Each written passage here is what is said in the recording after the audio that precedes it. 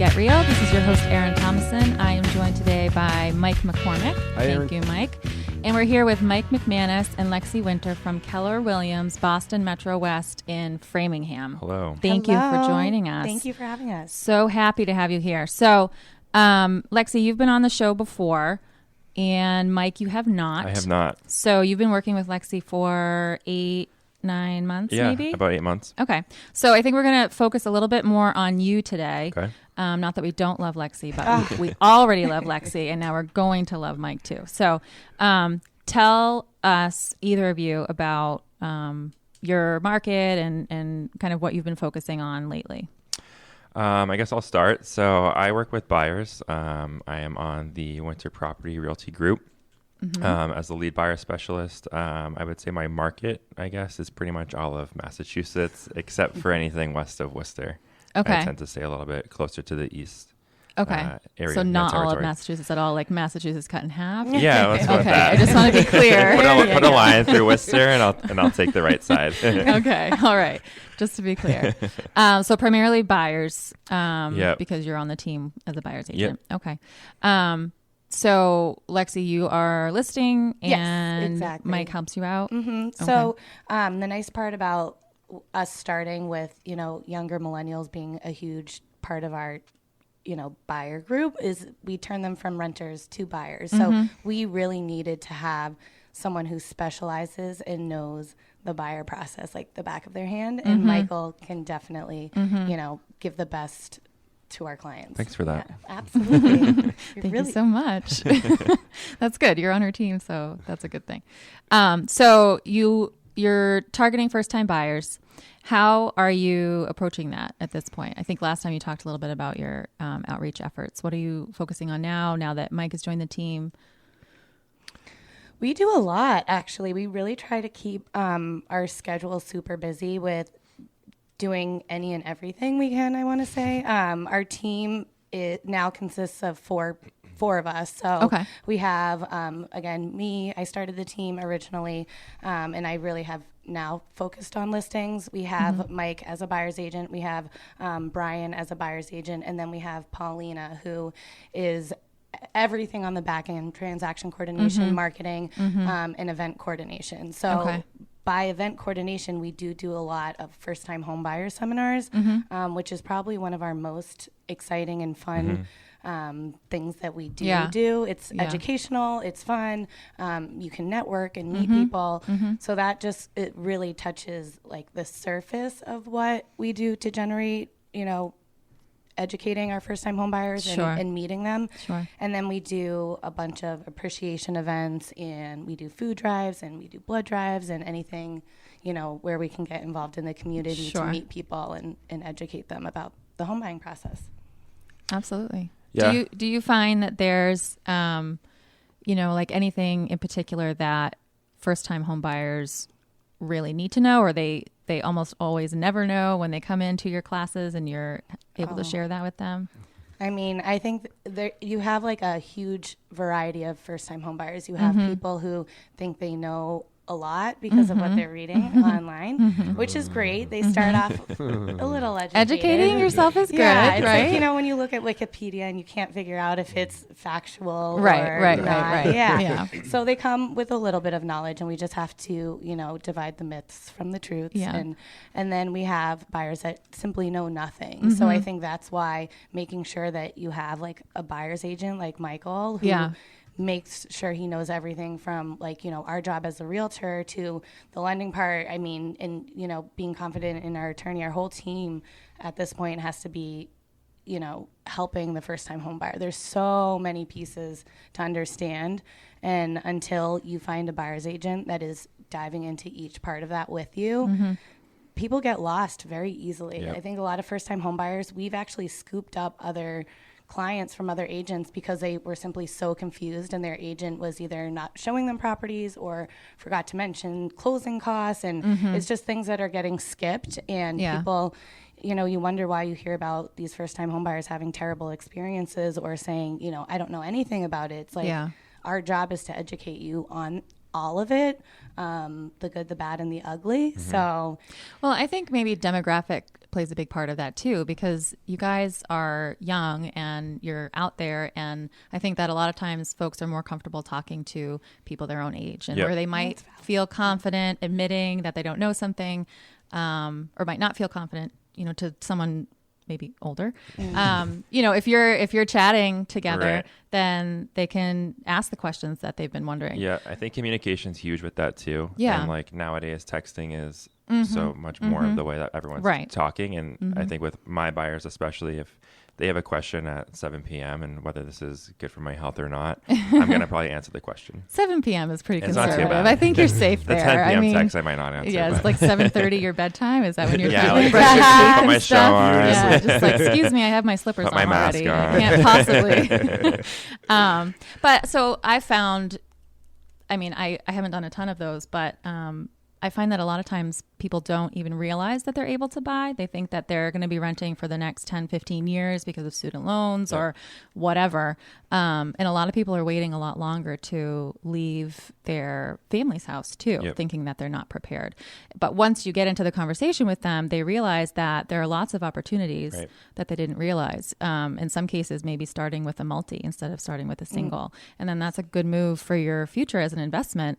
You can learn a lot and not be paying someone else's mortgage, even if you're afraid of kind of having that commitment to a mortgage payment. So definitely. But those are conversations that you don't necessarily have unless you're chatting with somebody, casually. And I think like a really big one that we try to highlight at our home buying seminars is that being a first-time home buyer, you are actually in such a strong buying position because you don't have any other property to sell. So as a listing agent, and I'm reviewing offers here all the time, if I get two very, very similar offers, and offer A, is for full asking and contingent upon the sale of 123 Main Street, and then offer B is full asking with no contingency on a home sale. I mean, it's, at the end of the day, I don't want to be floating two deals, right? So our first-time home buyers who are living, with mom or dad still, or they're renting and they're in a lease, or even month to month. I mean, I don't think they realize that not having something to sell actually puts them in a really strong buying position, especially once you have your pre-approval with a fantastic lender. There you go. Which is Ross Mortgage, baby. And that's important too. Finding a lender who, pre-approves you correctly, collects all your documents up front. It seems really tedious and a long, stressful process, but the pre-approval is the first step. If you can't get the loan, you can't buy the home. And I think once they go through that difficult, first process, the rest really becomes kind of easy because you have a team that's holding your hand the entire time. So once you find out that you're qualified to buy, we try to turn it into something really fun. Yeah. Well, I think it is something really fun and exciting, as long as you have the right people that you feel comfortable reaching out to at no later than 7:30. 7? Wow. If Mike is not answering you, please reach out to Lexi Winter, who is I'll give you till time. Up until 11 o'clock. 11 o'clock. Wow. Party. Sometimes. I was going to say something. I think the biggest thing with the rental aspect with buying, I mean, some of these rentals, their move-in costs are a down payment at 3% for a first-time home buyer. So we've done a couple of transactions where we're able to take people that are actually looking at rentals, hook them up with our fabulous lender over there, Mike. And then we get them actually into a home purchase. Because if they've been able to accumulate first, last, and security for an apartment in any of the larger cities in Mass, that's a down payment. So I remember now why I paused. Sorry, everyone. In terms of lending, you said get with a good lender, Lexi. So do you have you noticed with the younger population, we live online, there's lots of opportunities to get pre-approved online. Certainly. Do you have an opinion on that? Have you experienced anything? Because this is something that I think people don't really understand, that there is a difference. Yes. So talk about that. And I'm not going to sit here and we're not going to drop names. No, not at all. Not at all. But just illustrate. Don't do that. And However, in terms of offer attractiveness to the other side. Correct. Just, correct. I mean, when you're reviewing offers as a listing agent, I definitely will call the mortgage lender and find out what I can. But there are names out there that we know they're just simply not following through with accurate stuff from the beginning. So that being said, if you are sitting in your pajamas one night and you're applying to an online... At 7:30 p.m. Right. An online, loan, if they're not collecting documents, they're not running your credit, and they spit out some pre-qual is likely what you're going to have in your email with, some facade numbers. It's really just inaccurate and kind of a waste of your time at that point, because it might turn out fantastic, but the other side of that I've found is that a lot of sellers won't entertain an offer that's using one of those lenders. And so even if it does turn out to be a unicorn of a transaction in terms of, this type of lender, you're still up against, in an already really, kind of tough market, you're up against some obstacles when you're delivering that kind of certainly pre-approval, I think. So that's something to consider. And again, people want to position themselves situations, which is what you could be dealing with in the spring here. I mean, it's very common to be up against other offers, and like you have to have a good lender who's going to reach out, be a physical person to the listing agent as well. You've nailed it. We definitely look at where the money's coming from. Right. I think we've all heard horror stories about getting through transactions and not making it to the closing table. So if you need a recommendation, please talk to your realtor before applying online. There you go. So, Mike, I want to hear about this weird story you were talking about. Something about land and, a friend. Just tell us about this. Sounds interesting. So I was in a transaction with a client who was fabulous home. It was actually a flip. They did a really good job on the house, pretty much completely fresh and new home from top to bottom. One place they decided to take a few little shortcuts was the basement. Okay. A few little shortcuts. What does that mean? So we go for our showing, and we actually stepped into the basement and stepped into a nice little inch of water. Okay. But listing agent reassured me that they were going to do this system with this whole thing. I had never heard of it before. And there was, in my head, I'm thinking, a sump pump. And she's like, no, it doesn't need a sump pump.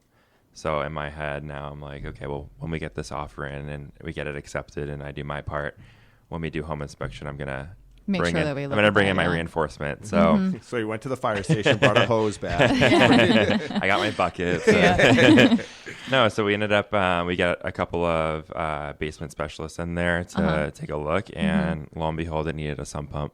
Yeah. So it's kind of my pride and joy story that I like to tell people that, I'm able to work on their behalf and you save someone from basement drowning. Yeah. And insurance that's claim. A really good, I think you also having a great background as a buyer's agent really sets you apart from other buyer's agents. Yeah, so I grew up around construction. My dad worked in general contracting. So I was always around it. That was my job from 10 years old to now even. I still do side jobs with them and stuff. So so there's a lot that you can pick up on, just walking through. That's good. Yeah. That's I do my best to keep my mouth shut when needed. But I put my input when I see they want it.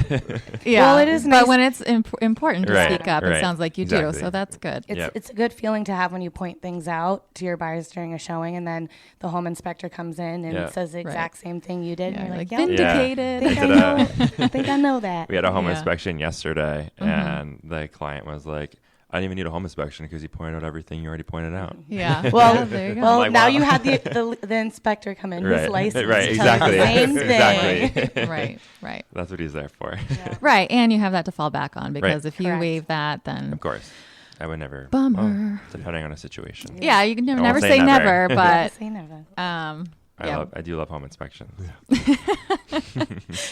Just feel like that's, my a funny fun. thing on like your dating profile. Like, what do you really love? Well, I love long walks and home Home inspections. inspection. I love to be in an attic during a home I inspection. love crawl But not the spaces. basement. I locked myself in a crawl space once, You did. and no one was at the property. Oh, that's terrible. It was on Yeah. social media though. Yeah. I did record it for the world. So you weren't like truly alone. Well, You I were was just- I was alone. For how long? Like 30 minutes. Oh, wow. Yeah, it's traumatic. Hey, I know you guys do a lot of stuff to kind of give back to the community. Do you want to tell us a little bit about the things you do? Sure. Yeah. We just really, we do love to stay busy, and my whole team is from Framingham, so we really like to do anything in the Metro West and connect with anyone who's, from the Metro West area. So,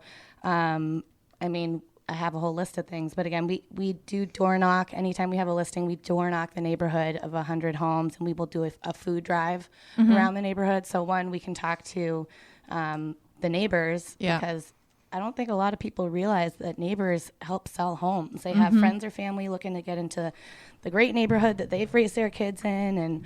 And so we definitely make sure to educate neighbors about that. So we'll start with food drives. We host blood drives. Mike does volunteering. Our other agent does volunteering. We will drop off lunches to fire stations, police stations, teachers. Trying to get into talk to hospitals right now too. So, any way that we can really get involved and give back is stuff that we love to do. And we're part of a Homes for Heroes program. So we try and, expose that as well, and just let people know what benefits there are available. I think that sets you apart too, because I feel like not a lot of agents are doing that much work in the community that they're working in. Yeah. So when they see your face consistently around, then they know that you're invested. And so that's probably part of how you get your business, is just knowing that, you are committed to building that community. So there was someone that it stuck in my head, and she was like, you have to be passionate about what you're doing. People want to work with you when they see you passionate about, Helping everybody. And Exactly, giving back. exactly. And when you It's- love what you do, people. Yeah, we're not out here preaching winter properties, Keller Williams. We're out here just, trying to get involved in things that we actually like. Like Mike's volunteering is with puppies. Yeah. Oh. Volunteer at a dog shelter. And Yeah. how do you not love that? And then you just meet people that way, because you're helping these dogs get into great homes, and is it a home that they're renting at and they can't have a dog at, and now they need to purchase something? I don't know. That's a conversation that just comes up sometimes. So before we're just about out of time, but I want to give out Lexi and Mike's contact info.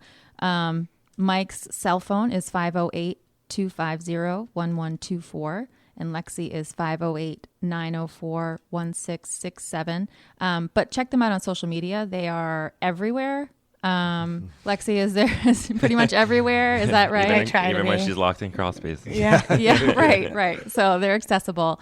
Texting after 7:30 is likely okay. It is just totally fine. jokes here. Depending who you So are. yeah, right. If not, you can just start calling him 10 times. Yeah. Yeah, just that persistence is key. I think. Right. Thank you guys for joining us. Thank I you think so that people will really benefit from chatting with you about the Metro West market, and especially first-time home buyers. So I look forward to seeing everything you're doing in the community. Yeah. Thanks. Glad to Thank have you you. for having Thank us you. again. Appreciate it. We'll be back after this with more Get Real.